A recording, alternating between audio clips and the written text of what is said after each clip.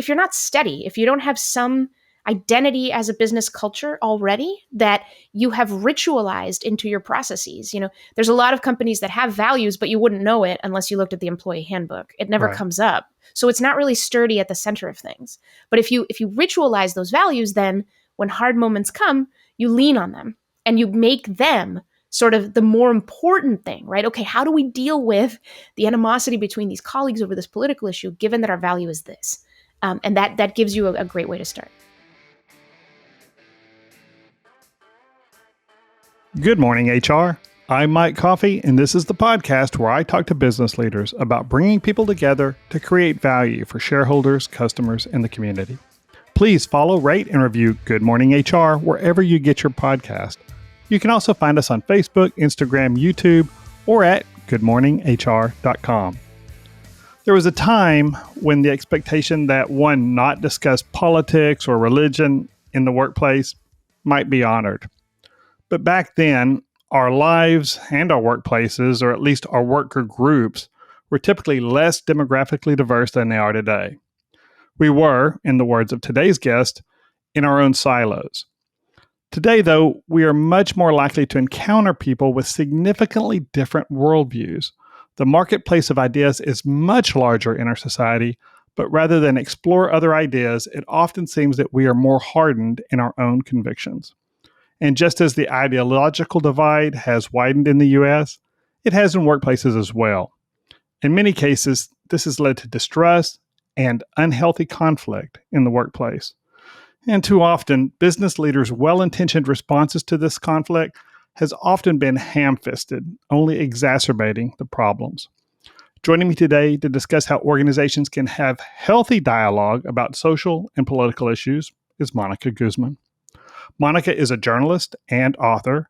She's also senior fellow for public practice at Braver Angels, the nation's largest cross-partisan grassroots organization working to depolarize America. And she is founder and CEO of Reclaim Curiosity, an organization working to build a more curious world. And as an example of how her approach crosses the political divide, her book, I Never Thought of It That Way, How to Have Fearless, Curious Conversations in Dangerously Divided Times, was featured on the Glenn Beck Podcast and named a New York Times recommended read. Welcome to Good Morning HR, Monica. Hey, Mike. Thank you for having me. So, how would you describe the U.S. social and political landscape today? Well, I think a lot of us feel the division and the impacts of it. There's a lot of polling out there that has shown that more and more people see toxic polarization, division, the dysfunction that it brings as one of the top issues that we need to address somehow. But what I like to say to sum it up is that we are so divided, we're blinded.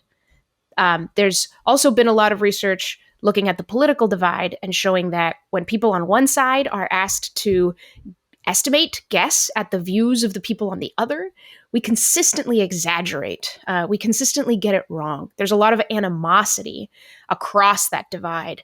And that animosity is leading to a lot of emotion, a lot of reaction, and not a whole lot of seeing clearly people's motives for believing what they believe and the nature of the debates themselves. So I like to say that there's there's an SOS. We are sorting, we are othering, and we are siloing. I want to get into those three because that's a big part of your book and of understanding what's going on. But how do you see, what we're doing in the real world and how we relate to people outside of the workplace inevitably comes into the workplace. And how do you see that affecting the way we work and the environments we work in? Well, all politics is personal. That's how it feels. It's a real height of that. I think that in prior generations, people don't remember necessarily being in a moment where it felt like politics was around every corner, coming up in every situation. But that's where we are today. So there's just not really a realm of our lives where something political couldn't become present very quickly. And because there are such high stakes and also high emotion and high reaction to so many of those issues, then it's got the it's got the capacity to very quickly disrupt or change the tenor of a conversation anywhere in our lives, including and maybe especially the workplace in some ways, because you don't choose your colleagues, right? You don't choose your family either in some ways. And that's another realm where people just have to deal with a lot of difference, even if they don't want to.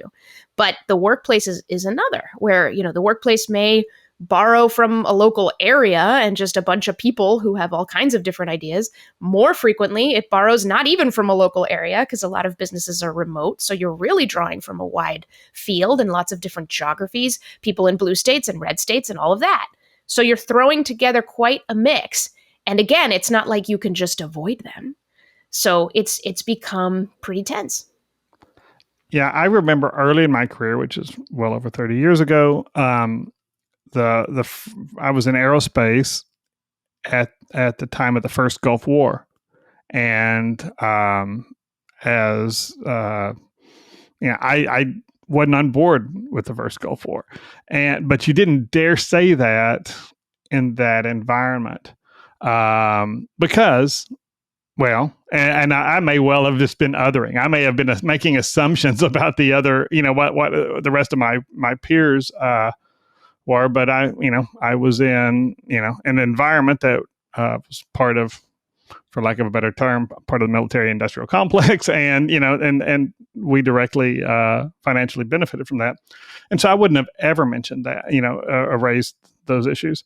I think young professionals today would be less intimidated to raise those issues. How much of this do you think is generational versus just we're just rubbing up on a whole bunch of other kinds of people than maybe we would have before? Yeah, I think most of the time issues like these have some generational thing happening. And in this case, we see a lot of other trends. And one of them is we've really turned inward in the last 20, 30 years. Social media and our technology have allowed us to do that in a really fascinating way. And what has accompanied that is a sense that our companies should be taking care of us as individuals, and that in the workplace, I need care as an employee. So that didn't used to be the expectation of the employer at all. Right. I'll show up at 8, I'll leave at 5, you'll pay me a paycheck, and I'll go live my life. And that's it. Right. But now there is more of an expectation that, hey, wherever I am, whoever's in charge, really needs to make sure that there is an environment here that supports me. And if there isn't, I'm going to have a real problem with that. So there's a fun and weird and not so fun tension between the external and the internal. And who's responsible for my comfort, sort of thing. And I think it has definitely sided on my employer needs to make sure that I'm taken care of and that I can work well, and that's on them. In some cases, maybe more than I think it's on me. So people will have different ideas about that. Some people will say, no, it's all on me. So I don't understand what all the fuss is about. Why is everyone yelling at our boss about how we're talking about this or that issue? That's not their problem. And so some people think it is their problem, and some people think it's really not. And yeah, we had one of our early guests, well over 100 episodes ago. We talked about the idea of psychological safety, and that idea that when I come to work, I want to feel safe. And I have a tendency to be a little skeptical of some of that language, only because I think depending on how you define safety, I think there's a population out there that means safety means I never encounter opinions or facts, for that matter, that I disagree with or that are outside of my own experience. And I think that definition of safety is kind of at the heart of some of the conflict that we're experiencing when just the mere exposure to alternative ideas, things that are either contrary to our traditional beliefs or contrary to our more progressive beliefs. I think there are a lot of people who just don't want to engage in that. And I think in the workplace, we had an issue in our company back in the 2020 election with we had an employee. She had very pro-Trump bumper stickers and stuff on her car. And so that offended another employee who the next day came with shoe polish written on the back window of his car, basically Wow. saying F Trump. And so, Oh, wow. we, one of our core values is work as one with compassion and respect. And so, the three of us just had a real frank conversation about that value and how we want to live it out. And when we put them together, it wasn't the bumper sticker talking to the back window. It was two people who work alongside each other. And it wasn't it wasn't as big an issue as it seemed just, when you're looking at their vehicles. But there were hurt feelings on both sides. And I'm glad we addressed it when we did. But, we make these assumptions about other people because they're aligned differently than us. And it is weird. I still think it as the small L libertarian in the room, and I'm usually the oddball out anyway, but I think it's weird that we expect that we know somebody's position on one issue and we can make an assumption about their position on 15 other issues. And maybe in a broad sense, that's generally true, but I don't think it's ever fair just to pigeonhole somebody like that. No, that's right. And the way I put that is it's a pernicious assumption in our politics, and a very common one, that if you oppose what I support, you must hate what I love. And so that's a lot of what animates it. But if you get curious, you see a political bumper sticker, your brain is going to download a lot of assumptions about why they believe that thing, especially if it opposes your own beliefs, then you may have attached a lot of, urgent kind of malevolence to it. But again, because we know from the research that we exaggerate so often, and that a lot of the animosity is not founded on what people actually believe or why, we need to be asking more questions. So I want to get to what leaders and just team members can do to improve those kind of conversations when they come up in the workplace. But let's just talk on an individual level first. If I want to be, I like that the term in the title of your book, and that you use curiosity, and I think that's the real tool that makes a difference. Talk about how individuals can use curiosity to respond to what might otherwise be conflict when they encounter somebody who's different. So curiosity is a cognitive ability we all have. And what the research from neurology has shown us is that it's sparked whenever we pay attention to the gap between something we know and something we want to know. And, throughout history, curiosity has driven a lot of obsessions and interest and adventures where you just need to find something out. It's like scratching at you. And so you go. But curiosity is only alive so long as your attention is on that gap between something you know and something you want to know. There's a bunch of things that can take your attention away from that gap, or that can cover up that gap before it really should. So assumptions are one of the bigger ones. I think of certainty, being certain, as the arch villain of curiosity, because if you think you know, you won't think to ask. So really it's a question of when do you get to certainty, even manufacture certainty, when you're not really certain. And unfortunately, in high stress, high anxiety situations, when we have a question, it's really uncomfortable to hold on to that question. How could people do so-and-so, right? It's really uncomfortable. So we're actually motivated to get to certainty too quickly. We'll read a thought piece on the internet. It'll tell us a bunch of statistics and it'll sound really confident about this whole group of people, and we'll believe it. And so because we believe it, we're certain, we'll stop being curious. And that means we won't catch our assumptions in the act. And I think of assumptions as certainty's little minions, covering up the gaps between what we know and what we don't know, and preventing us from being curious. But if we're not curious, then we're going to walk around believing a lot of things that may not be true, making our own lives more stressful, assuming things about other people that really may be unfair. There's a lot of downsides. So it's really about curiosity. In order to be curious, we have to begin by turning our assumptions into questions, which means we have to catch ourselves in the act of assuming. So someone's got a Trump bumper sticker if you're on the left. Okay, what are you assuming? Right. Are those things true about that person, first of all, right? And then get curious about your own reaction. What's your reaction? Where is it coming from? What questions can you ask yourself? Get open to that, and you'll be able to potentially use that as an opportunity to connect with other people and to learn about the world and other people's perspectives.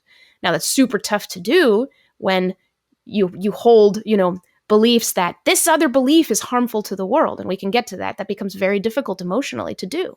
But the process is still the same. You still cannot be certain of many of the things you assume. We still cannot know other people until we know other people. And let's take a quick break. Good Morning HR is brought to you by Imperative, premium background checks with fast and friendly service. If you're in North Texas, I want to make sure that you're aware of Fort Worth HR's Strategic Mindset Conference next Friday, September 15th. This conference is good for 6 hours of recertification credit, and if you're an SPHR like me, those are the ever-elusive business credits. The topics are wide-ranging: technology, business strategy, workforce analytics, finance, it's all there. You can get more information on the Fort Worth HR Strategic Mindset Conference and register at fwhr.org. But do it today because registration probably ends tomorrow. If you're an HRCI or SHRM certified professional, this episode of Good Morning HR has been pre-approved for 1/2 hour of recertification credit. To obtain the recertification information, visit goodmorninghr.com and click on Research Credits. Then select episode 112 and enter the keyword CURIOUS. That's CURIOUS. And now back to my conversation with Monica Guzman. So how do we develop that skill? How do we get to the point where, first, I guess we recognize those biases or, the pre-programmed, responses that are based on our own experiences at some point, but then get to the point where we can dive into the curious piece and start to, rather than let whatever we're feeling, whether it's anger or defensiveness or whatever, feed into us and affect our relationship with this other person. How do we get to, how do we develop that skill to actually explore and have a conversation with that person about, what's underlying their position?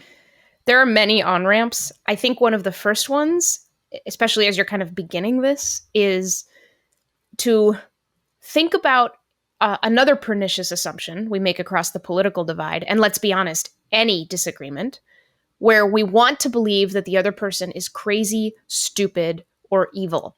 And I've been there in a workplace where these assumptions ran rampant. They're out to get me. They're terrible. They're trying to ruin this team. They're stupid. I don't know why they even got hired here. They're out of their mind, right? The thing about those three beliefs is that, with extraordinarily rare exceptions, they're never true. They're just not. So one way to start is, if you notice yourself believing that in your mind, just telling yourself, that's not true. So I need to ask questions. What am I missing is the main question to ask. What am I missing? It seems crazy what this person wants to do with this project. It seems crazy what this person believes politically, but it's not. It's not crazy to them. It makes sense. Everybody has their reasons. I just need to go and find out what those are. Now, it's not always the right time to go and find out what those are. So that's a whole separate thing, is like tact, right? Do you need to know? Like, maybe you just need to find a bit of peace about you can't change other people and find an acceptance of that. But if you do want to know, if it is in the way, if you do want to take the opportunity to learn from someone who's different from you, then ask that question, find a way to it, ask it in a small way, make it really short, move on. I like to say that the best conversation is the one that you can pick up again later. You don't have to satisfy whatever it is that you want to know in the course of one conversation. And in fact, a lot of us kind of sabotage our own conversations that way by having too much demand from that conversation in the moment. But relationships are important in the workplace and everywhere else. And so that's got to be a consideration. And when you were talking about curiosity, innovation is such a big part of any successful business. And you don't have innovation if you live in a world of certainty, just as you approach your business in general. So, it would make sense for business leaders, to say, okay, we want innovation. So we want curiosity. And then if you see, this level of certainty around even, social or political issues that don't directly affect the company, but, manifesting strongly in your organization, then maybe as a leader, you should need to start questioning, are we really even creating that innovative and curious environment, related to our business, if our folks are so easily falling into these kind of certainty silos. And that I think is the most important thing to keep in mind here, because if you're a business, you're actually extremely well incentivized for curiosity already. You can't survive as a business if you think you have all the answers. You'll be outperformed at the next turn. That's just not how it works. People talk about the innovator's dilemma, right? That trap where you think you're at the top and then you stop paying attention. You need to stay open to the way the world is changing, your customers are changing, product needs, your team. You've got to. One of my favorite stories on this point is the former GM CEO, Alfred P. Sloan, this legend of business, was in a meeting with one of his top committees and looking around the room, and he's like, hey, okay, it sounds like there's agreement on this piece of the agenda. Is that right? And everybody's like, yeah, there's agreement. And he goes, okay, then I'm going to table this topic till our next meeting so you all have time to develop disagreement and see what is actually going on. And I love that because it really points to that idea that if you are not curious, you become blind. There are things you do not see about the complexity of an issue. So in business, we are incentivized by money to make sure that we don't fall into those traps. And it becomes extremely important to make sure that people can criticize each other, that people can bring up alternative ideas, that people don't cling to some gut feeling too quickly or become certain in any way. So yeah, the workplace is the perfect place, the necessary place for a curious culture to prevail. And so if I want to build that into my culture, if I want my culture to include that curiosity, both related to, executing the mission of the organization, whether it's, increasing profits or, extending a social service or whatever, or it's also about maintaining harmony and respect and cooperation in the workplace. How might I do that? I mean, because we've certainly seen how not to do it over the last 3 years. After George Floyd's murder, and then COVID, then George Floyd's murder, and then the BLM movement, and then January 6th, we saw a lot of clumsy efforts by leaders to do different things, often just responding to whatever seemed to be the loudest activist employee group, and then ultimately alienating other parts of the organization. How should a leader respond to those tensions, but also create a culture where you can have, I guess, probably healthy conversation versus a debate environment where we're trying to convince the other party? There's a lot of places to go here. One is I'll just shout out what you were saying before, in your experience where there was a value that was strong in the culture of an organization and a political issue got to be talked about in context of, hey, this is our value, so what do we do? And it was a conversation among the people affected, and a candid one, it sounds like. So I think that's important. Is it's easy to be thrown about by all these things if you're not steady, if you don't have some identity as a business culture already that you have ritualized into your processes. There's a lot of companies that have values, but you wouldn't know it unless you looked at the employee handbook. It never comes up. So it's not really sturdy at the center of things. But if you ritualize those values, then when hard moments come, you lean on them and you make them sort of the more important thing, right? Okay, how do we deal with the animosity between these colleagues over this political issue, given that our value is this? And that gives you a great way to start. Another thing is there are other routines that you can try in your teams to build resilience. And one of them that I absolutely love and I've used in teams that I've managed, of like 7-8 people, is what's called a user manual. I absolutely love this idea. So this is about a team, every member of the team answering some prompt questions about how they tend to work best with others. These are my pet peeves. I really prefer getting email on these things, going on Slack for these things. You should know that like the phone call is a little weird for me for these reasons. And then you like present that to each other. And now everybody kind of knows and understands that everybody's different. And I think that's one of the most important things. A lot of times we think, because I work this way, other people work this way. So I don't understand their reactions to me when I say this or that. And it's like, well, when you're in the heat of the moment is not a good time to learn those things about each other. So instead, learn them outside the heat. And then when something comes up, it's more likely that people will not say that person is crazy, stupid, or evil. They'll say, oh, that person just writes really short, curt emails that sound rude. So maybe I should not assume that when they said that about my reaction to something political, that they were being as mean as I heard. So there's those kinds of things that can really help. And then the last thing I'll mention is leadership is everything, because in a workplace, there's power structures. They're just there. So if a curious mindset and posture and approach is not modeled at the top, it's doomed. So that means you need leaders who take responsibility and hold each other accountable for having a more flexible way of talking, for when they say, does anyone have any questions, that they actually mean it. Right. There's a lot of leaders who are like, this is what I think, but does anyone have any questions? No one's going to say anything because, depending on their personality and how they've modeled that. But a leader who every now and then shares back to their team, hey, I just want you to know, remember the other day when I said this? Well, Mary talked with me and I realized I was wrong about this point and I changed my mind. So thank you, Mary, for coming and giving me that feedback. Okay, so now we're talking about this. I want to hear what you all think. Another good tip is for leaders to not be the first mover, be the convener. And I can go on and on. There's so many things. Mm-hmm. If there's a tough issue on your team, don't just ask for spoken opinions. If you want opinions, have people write things down and then speak, so that the first person to speak doesn't end up becoming a tentpole that everybody else comes around, right? You need to just have structures and routines that keep you flexible and that give people, yes, if you want to call it safe spaces, you can. But really what we mean is just the space to be honest, room to be honest, make it easy for people to be candid with their feedback to each other.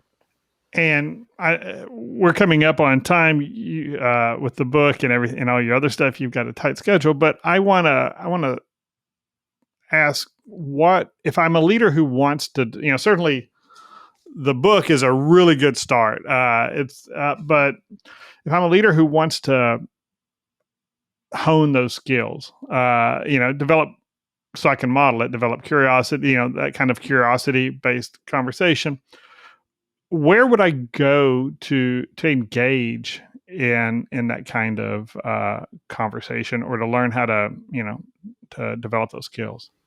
Yeah, it's a good question. I mean, anywhere in your life. I think one of the things we assume is that, okay, because we are more sorted politically, it's true, we are. Blue zip codes are getting bluer, red zip codes are getting redder. Then there's no disagreement anywhere and I can't practice this stuff. And that's just not true. One of the ways in which our divisions blind us is to the nuanced differences within one side.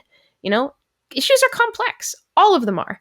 So, frankly, just talk to somebody about whether Barbie is better than Oppenheimer. I just saw Barbie the other day. Oppenheimer's coming up on Wednesday. I don't know, Star Trek and Star Wars, anything you want. But practice. Well, I can answer that one for you, but okay. Yeah. I'm Star Trek, and I'm not gonna entertain any. Anyway, but no, it's precisely that. You can pick even something a little bit silly that means something to you, where you tend to be reactionary. And so I absolutely love Star Trek, right? So literally, when someone tells me that they like Star Wars more, like my husband, I have to kind of restrain myself and remember things like people can only hear when they're heard. What am I missing? I have such strong opinions about the superiority of Star Trek. So I really have to kind of stop myself from jumping in with my opinion. As soon as they give theirs, I want to interrupt and be like, no, but, and so it's a way to practice. So you really don't even have to pick a political issue. Pick anything where there might be some disagreement. And you just practice listening and asking curious questions, asking about people's experiences. My husband my husband has as I mentioned in the book, a life-size Yoda doll that's limited edition and is staring at us all the time when we walk by. So, when you understand how it goes back to his childhood, you're like, okay, I don't agree, but I see where you're coming from. And that's really the point. I think a lot of us have this innate desire, and especially probably the folks who tend to end up in leadership in organizations, have the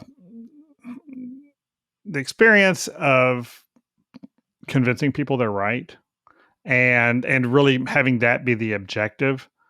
And it seems that a lot of times being right or having the other person switch their position, it won't make any difference in the big scale.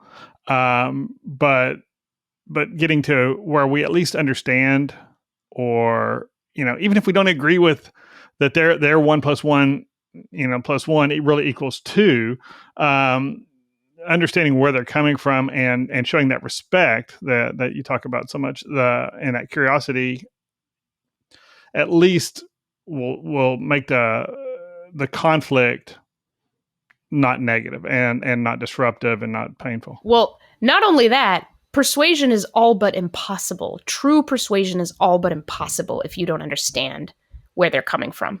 If they feel that you get them, they become more intellectually humble. This is proven by research.